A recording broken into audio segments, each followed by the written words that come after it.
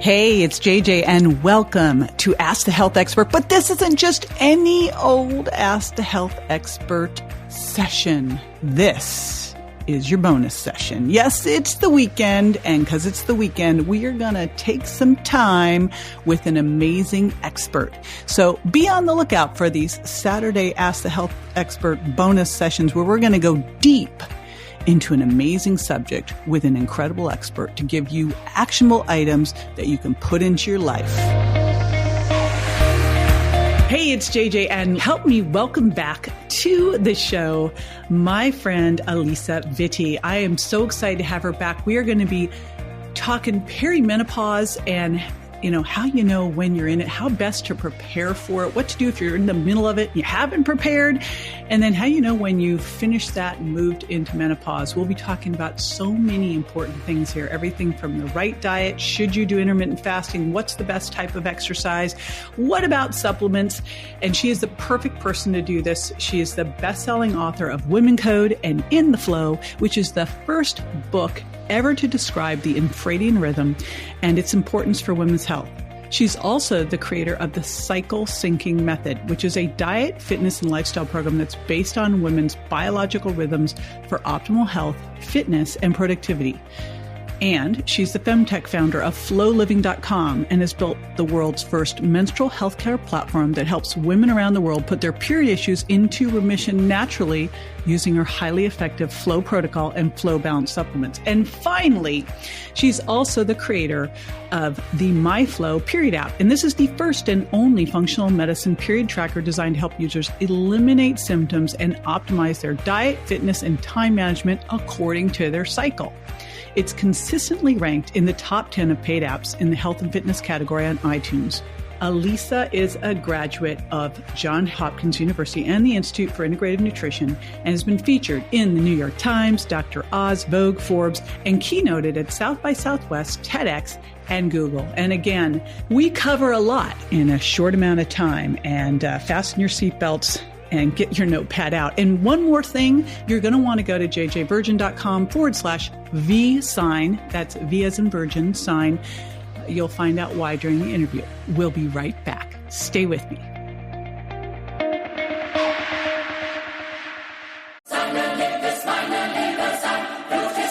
The road to the NBA Finals ends here, with star guard setting the tone. The Cavs eye another upset, while the Knicks carry the dreams of all of New York.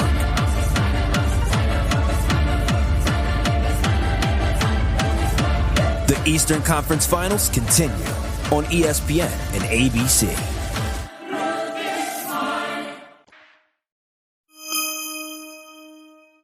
Welcome back, Alisa. It's so good to have you here. So good to be back, JJ. How are you? I am great. Well, it's always good to talk to you about this because I get badgered with questions about perimenopause, and you are such a voice of reason and such great, easy explanations and strategies. So I'm super excited to dive in. And, I thought this might be an interesting place to start. It's kind of 101 basic, but I mean, how would a woman actually know that she's in perimenopause? Like what constitutes this? What makes someone in this? I love this question. Yeah, I love this question because there is so much confusion, right? People say perimenopause, they say menopause, they don't know where they are. And we really do need some specific, structure to understand, where are you on the timeline? So here's how it works.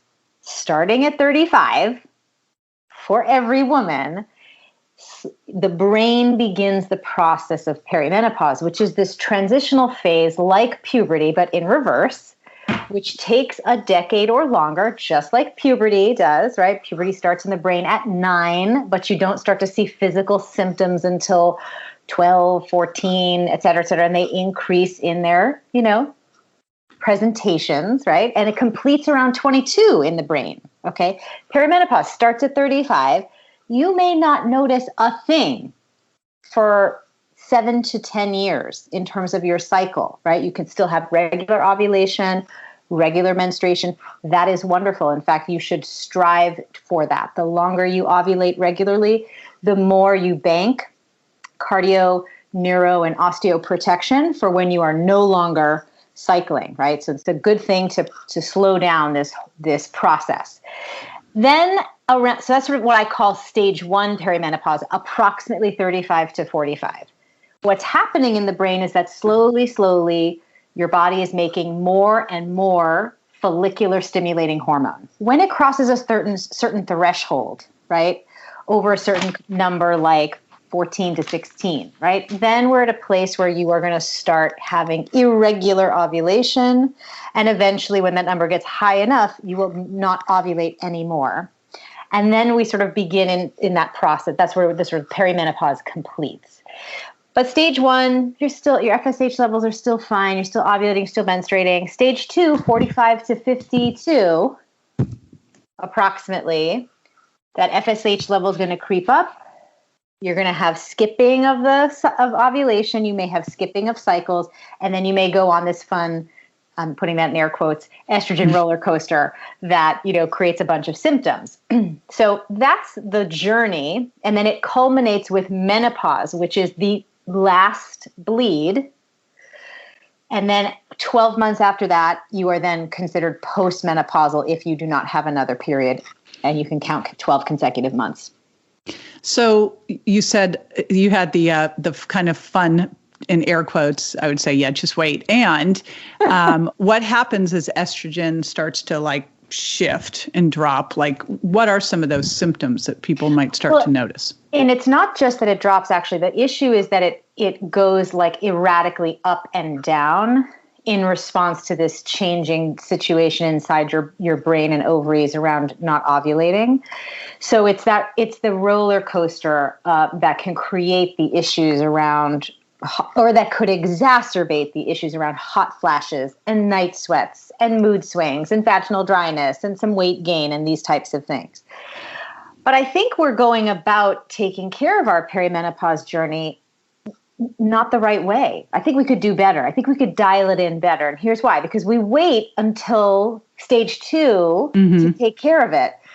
At that point, if we haven't been taking care of our cycle leading up to that, and you have had, let's say, unaddressed PMS for, 3 decades, you should plan on having perimenopause symptoms that feel like you're in a constant state of PMS, right? Because that's the whole problem there. You're having spiking and dropping estrogen levels at rapid rates, and you're having a cessation in the production of progesterone, right? So now you don't have enough to oppose that estrogen. So you could feel like you're in chronic PMS all the time.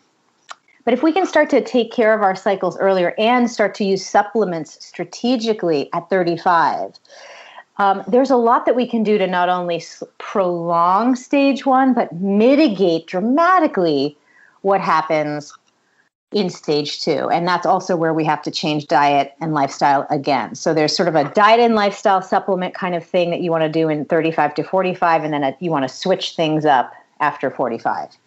Okay. Wow. This is great information. So the tracking your cycle, so the 35 to 45, what should you be looking for in your cycle? What would tell you that things are a little bit off, and how should you be tracking this?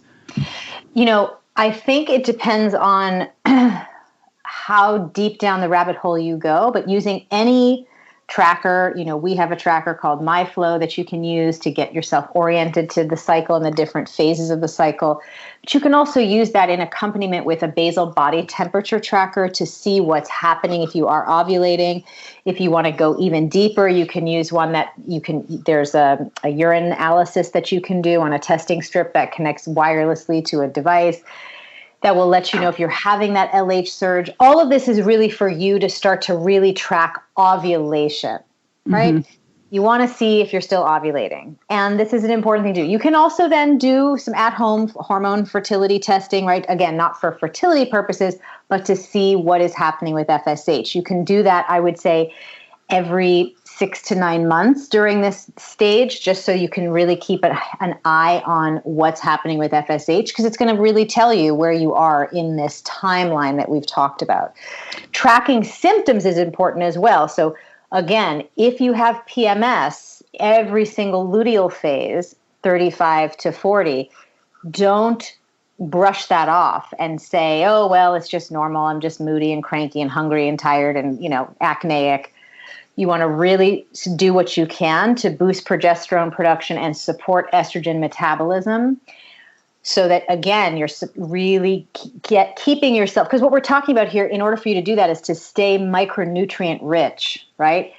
The more sort of full of healthy, balanced micronutrients you are going into stage 2, the better your experience is going to be. If you go into it, which so many women do, totally depleted from, if you've had kids, depleted from childbirth, if you have a career, depleted from stress, if you drink alcohol and caffeine, depleted from that, if you have a history of taking synthetic birth control, micronutrients get depleted. I mean, there's so many ways in which you are just leaking out essential micronutrients that then put you in a sort of a deficit position as you go through this very major transition after 45 that makes it worse. And it doesn't need to be that way if you get strategic about it. So let's set up, we're definitely going to talk about 45 plus and what to do if you hadn't done anything yet. So yes, breathe, don't worry. But let's say you're listening and you're 35 to 45. What are some of the key things in terms of diet and supplements that you should be doing at this age to set you up for this, to prepare? So this is the whole thing of my second book, In the Flow. You want to be using this process that I created called the cycle syncing method, because what that does is it aligns your diet, not just calorie intake, but also the types of foods you're eating with each of the 4 phases of your cycle, as well as your fitness intensity, right? The workout intensity you're doing to match what's happening hormonally in each stage of the cycle. When you get that wrong, you disrupt your hormones every single month. You make PMS worse. You can cause premature hormonal aging, and you'll definitely make stage 2 of perimenopause more symptomatic. So the first thing is to sort of really understand that you have to change. You don't want to be the same every day, right? If you think eating the same calories every day, doing the same workouts every day is going to get you optimal health, in your cycling years, it does not. Once you're postmenopausal, yes, you want to strive for the same every day because that's what your body is back on as far as a chronobiological clock. So there's that. Food-wise, fitness-wise, match it to your cycle. It's all in chapter 4 and chapter 5 of In the Flow have the charts. It's all in there. So does the app, the MyFLO app. And I love this because I think every single woman intuitively knows this to be true. Yes. They may ignore it. Well, and for good reason. I mean, you're constantly being bombarded in the wellness media with people, especially, not calling anyone out in particular, but just the fact that we have so many men talking to us about this is the optimal thing to do for your health. The fact is, women are being left out of medical fitness and nutrition research. So if they're saying, they always have been left out. They always have been. Research, so it's a problem. So anything you're hearing about HIIT workouts are the gold standard. You should do it every day. You should wake up at the same time every day. You should eat the same amount of calories every day. That works and has been studied and gives the benefits that are talked about in those studies to the men that were studied in those studies, but not for you. And that was sort of the big, reveal of In the Flow, is that we have a secondary biological clock, and this is through the science of chronobiology, called the infradian rhythm. We also have a circadian rhythm. And these things cause our metabolism, our cortisol patterns, and more to shift in each of these 4 phases of the cycle. So there is no other way except to synchronize your self-care with your cycle. And the more you do that, the sooner you do that, the healthier you'll be short-term and long-term. So someone's listening to this, they're 45 and they go, oh, oops. Yeah, and a lot of us, I didn't know this. Right? It's brand new information. So yes. Don't beat yourself up. I blame you because you should have been talking about this 20 years ago. I don't know what you were doing. Well, starting my research 20 years ago. Come on. So now someone's hearing this, they're going, okay, so I'm behind. Mm-hmm. But I don't want anyone to go, okay, well, it's too late for me, because it's not. No. It's never too late. So if you are in that perimenopausal state now with zero preparation, what can you do? What can you do to catch up and to have the best outcomes? Yeah. So if you're still cycling, and you may very well be, a lot of women still get their period regularly, 45 to 50, which you may skip a month or two here or there, right? While you're cycling, take care of yourself in a cyclical fashion. The months where you are missing a period, right? Instead of doing the cyclical self-care, here you would sort of dial up intermittent fasting, actually, and more strength training. So the whole purpose of what we do from a food and fitness point of view in perimenopause is to really reduce as much exposure to unnecessary amounts of carbohydrates, aka sugars, as possible, because that can exacerbate hot flashes and night sweats dramatically, because our metabolism is recalibrating, right? So you're going from this infradian cyclical pattern where your metabolism speeds up and slows down and speeds up and slows down like clockwork every month. But now you're moving into this new space where your metabolism slows down a little bit. So you've got to biohack that with intermittent fasting and with much more strength training, right? And really looking at making sure that you are, whenever you do eat carbohydrates, they're complex, they're coupled with lots of good quality fats, and you're limiting your exposure to them, right? So you can explore more of a ketogenic diet. And I think Dr. Anna Kabeka has done some great work on, this sort of like plant-based forward ketogenic way for women post 45. Yeah. Keto Green 16. Exactly. Yep. So, doing that I think is really smart because it matches what's happening in your biology, right? And that's the whole purpose of this. So you're still synchronizing with your hormones, but you're doing it in a way that matches what's happening now. So the months that you're cycling, if you're seeing signs of ovulation, you feel like you're about to get your period, try to synchronize your activities with your cycle. And the months where you're skipping, start to move toward this post-menopausal experience where you'll be doing much more intermittent fasting, much more strength training in terms of your self-care that's more consistent 24 hours a day, right? Like every 24 hours as opposed to every 28 days.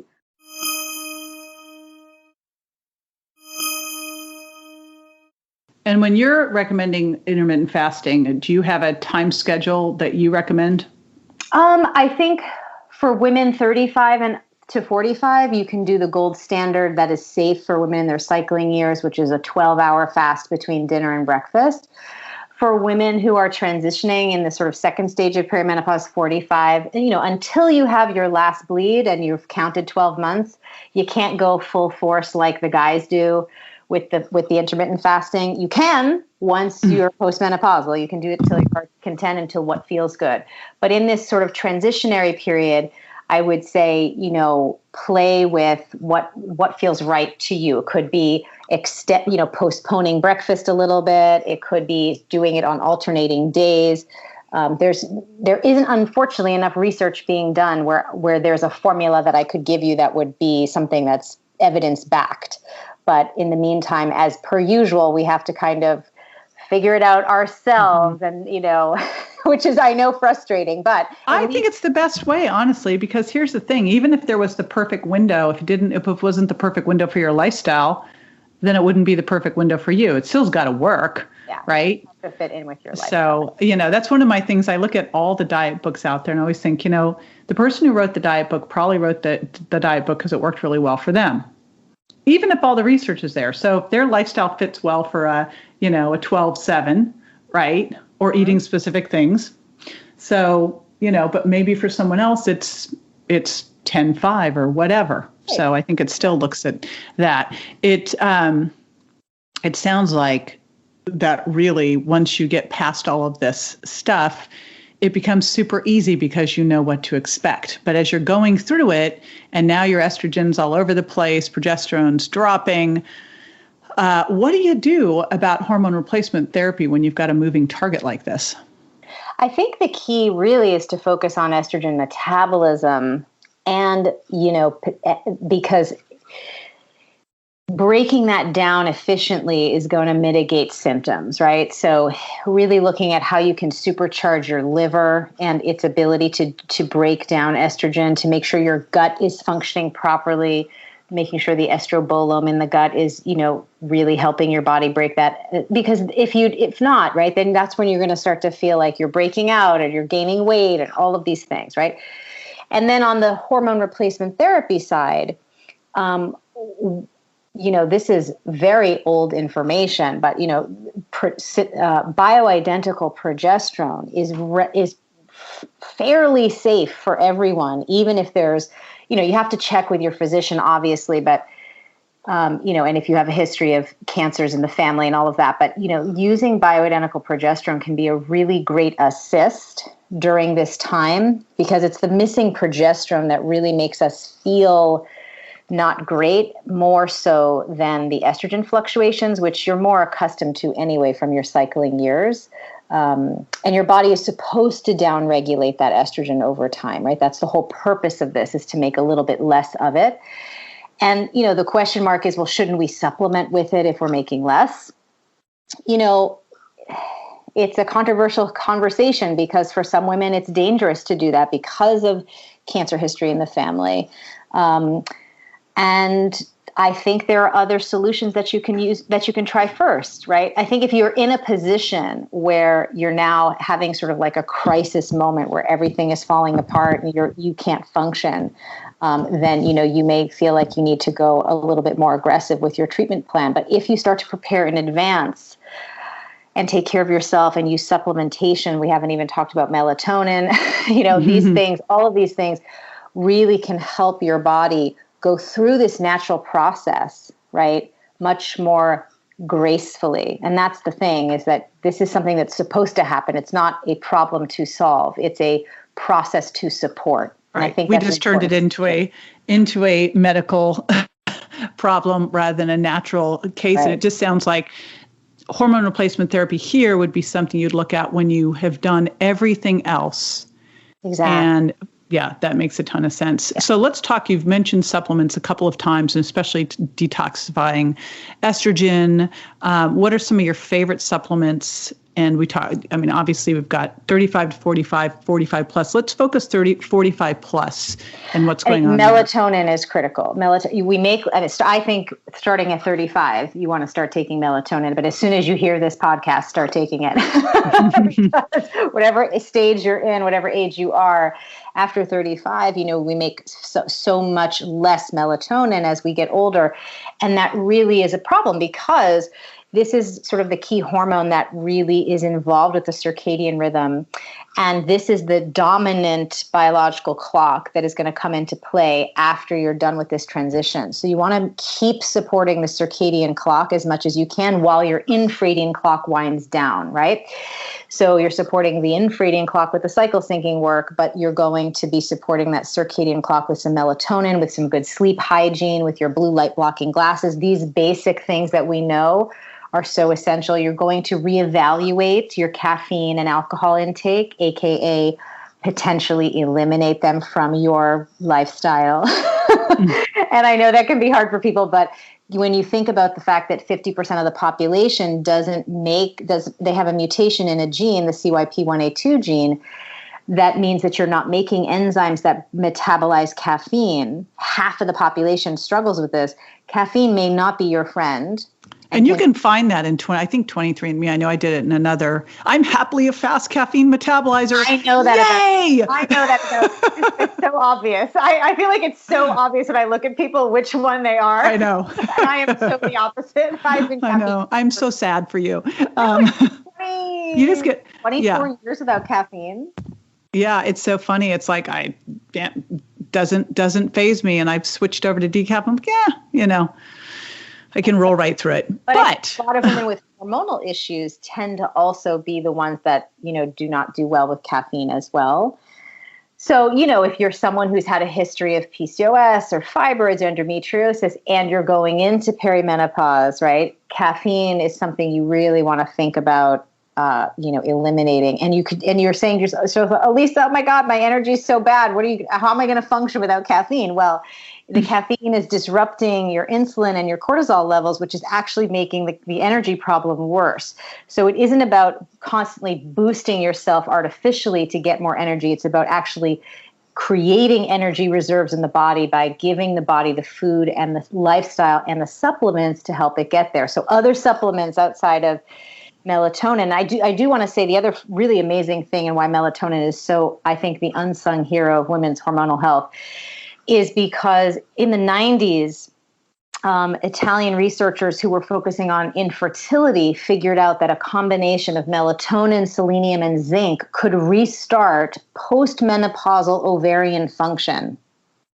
Wow. Wow. Okay. Wow. Wow. So we all want to get on that melatonin, early because it's so important to slow down our hormonal aging process and to ease it. And what dosing are you recommending there? Small, 3 milligrams of melatonin, a tiny dose. You do not need to go big with melatonin. Less is definitely more. It's about staying consistent. And I always say, you want to take it about 2 hours before you want to get on your sleep train. So if you're 10 o'clock is your sleep train, like take it around 8, but don't change it every day because it is a hormone. So you want to take it thoughtfully, right?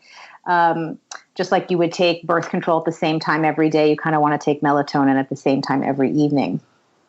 So melatonin is a great one. B vitamins are essential. They're water soluble. You lose them every day. Getting yourself on a good B complex is really important because vitamin B5 supports your adrenal glands' response to stress, which, you need that as you go through life. And vitamin B6 helps your body produce more progesterone naturally without taking synthetic progesterone, right? So if we're trying to biohack our way through a better perimenopause journey, making sure you dial in the right supplementation is critical. Then I think, there's just some basics. You got to have a probiotic that, actually gets into your gut and, enterically coated. You've got to have magnesium. I like the glycinate form the best. Mm-hmm. And then, some other things for the liver. The liver needs a lot of help. And I think as we go through perimenopause, when we do have those spikes, as I talked about, they can feel really rough. I like things like DIM for that. Really, really, there's lots of studies that show DIM is not only beneficial to breaking down estrogen, but is also very protective for women's bodies, especially around, things like, the scary things around cancer. So I think it's just important to start thinking about adding in some key supplements that can really help your body go through this process better, and not to feel overwhelmed. There are certainly adaptogens and things that you can add into, like ashwagandha for stress management and maca for, overall hormonal smoothing out, which I think is really great, especially if you're struggling with any sort of libido issues. Maca can be a really nice addition too. Here's something awesome for everybody is that you actually put these together as packages, because I was listening to this going, people are probably going, oh no, I'm driving. I didn't write this down.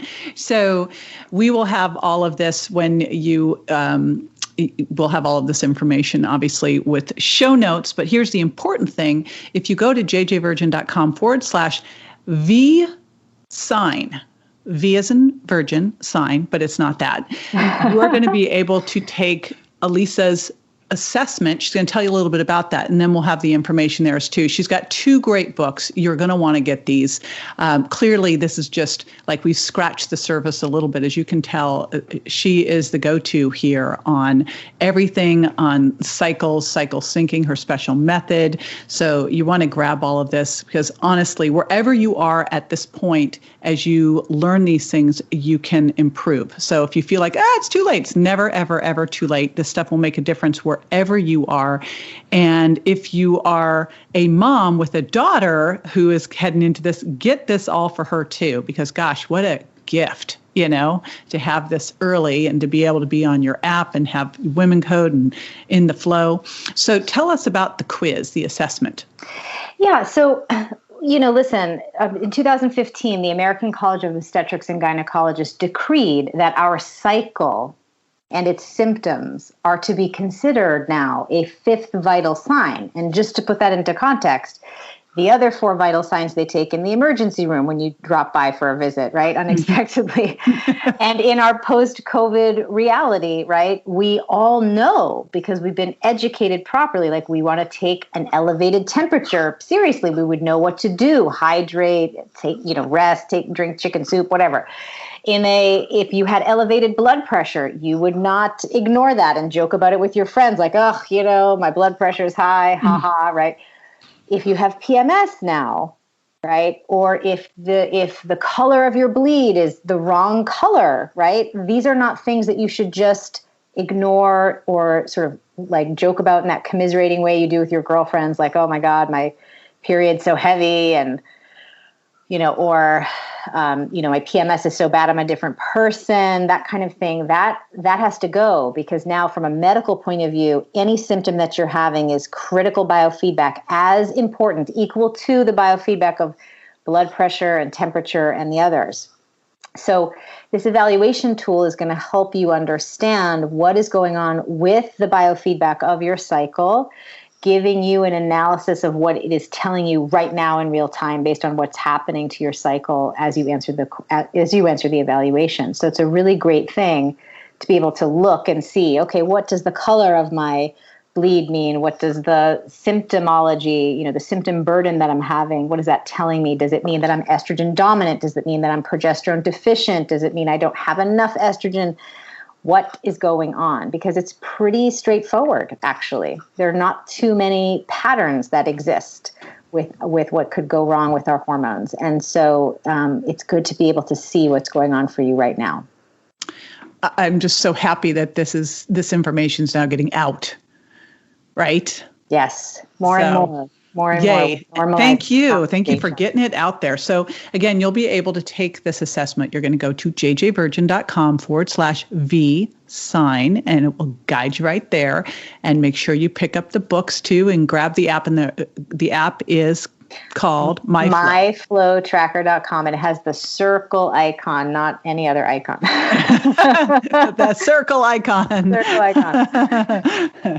All right. Thank you so much for joining me. I appreciate it. Thanks for having me. All righty. Now, I was so excited to have Alisa back on the show. She is such a wealth of information on this topic, and it's so key critical. So again, wherever you are, it's not too late to get started. I highly recommend grabbing her books, In the Flow and WomanCode, downloading that app, MyFLO, and be sure you take the quiz. And you can do that at jjvirgin.com/vsign. See you next time.